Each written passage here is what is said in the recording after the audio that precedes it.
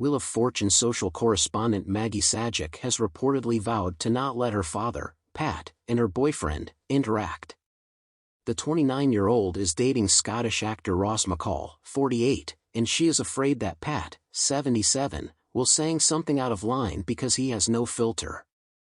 Maggie fears that Pat will scare away Ross, according to a source from Radar Online. Maggie doesn't want Pat to louse it up, the insider said.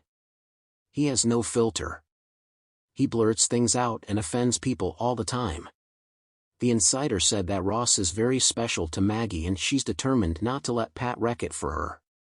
The source claimed that Pat's Wheel of Fortune co-host, Vanna White, is sick of him and she's nice to everybody. Pat is retiring from the game show in June after 40 years as host. Maggie and Ross were seen out together for the first time earlier this month, sharing a kiss in Los Angeles, California.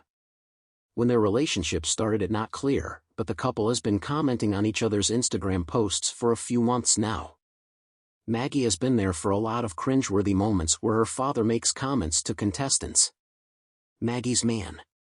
Maggie confirmed her relationship with Scott when the two were seen holding hands and kissing on March 26.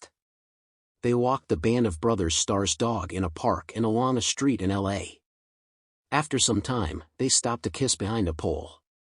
The passionate kiss had Ross grabbing for his girlfriend's waist and Maggie pulling Ross' face closer. Maggie had on jeans, a tan sweater, a beanie, and white sneakers. Ross matched his girlfriend in jeans, and sported a white t-shirt, a red zip-up jacket, and sneakers. Sajak up. An example of Pat's behavior that Maggie is afraid of was showcased in January. He got into a screaming match with a contestant. Contestant Angela was excited that she won the game, causing her to get excited and yell. Pat matched her energy and heckled her. Angela faced James and grandmother of 6 Jane. She won, beating James by $211, and made it to the bonus round. Angela wore a vibrant yellow top and lively glasses that matched her temperament. The contestant stood next to Pat, who held her hand. According to my math, by $200 the host began. However, Angela interrupted with a bold "shut up." Pat turned to look off screen for a brief moment as he was taken aback by the woman's comment. "You didn't mean that personally?" he asked. Angela assured him that she did not. He then continued to say that she was the winner with $11,900. But as Pat went to say goodbye to the other two players, he turned back to Angela quickly. He screamed, way louder than Angela did, "Shut up." She looked stunned, and Pat joked, "That's been a big phrase lately." Fans on X, formerly Twitter, called Pat's behavior rude and disrespectful. "I thought it was terribly rude for Pat to tell her to shut up. They choose lively, exuberant contestants for a reason. Pat has a bad case of senioritis," another fan said. As the warm glow of the Los Angeles sunset poured through the large windows of Maggie Sajak's stylish apartment, she sat on her plush couch, her mind racing with thoughts that had been consuming her lately.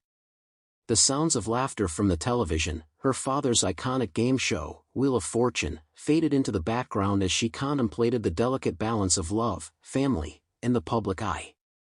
Maggie had always been proud of her father, Pat Sajak, the beloved host who had been the face of Wheel of Fortune for decades. Growing up in the shadow of his fame, she understood the pressures that came with being in the Sajak family. But now, as a 29-year-old with her own career in entertainment. At 48, Ross was a charming British actor known for his roles in popular television shows and films. Maggie had met him at a charity gala, where their shared sense of humor and mutual interests sparked an instant connection. Their romance blossomed over candlelit dinners and long conversations that stretched into the early hours of the morning. Yet, the more Maggie fell for Ross, the more she felt the weight of her father's scrutiny. Despite her affection for Ross, Maggie couldn't shake the feeling that Pat's overprotective nature might complicate things. Dad has always been the ultimate dad, she thought, recalling his well-meaning but sometimes suffocating advice. "I just want him to trust my judgment."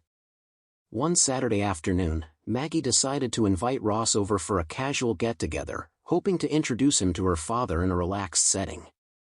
She knew this would be a crucial moment in their relationship, but she couldn't help but feel a twinge of anxiety. What if Dad doesn't like him, she wondered. What if he says something awkward or makes Ross uncomfortable? As Maggie prepared for the evening, she opted for a comfortable yet stylish outfit, just the right balance of casual and chic. She arranged a simple spread of appetizers, all while mentally rehearsing how she would handle any potential tension.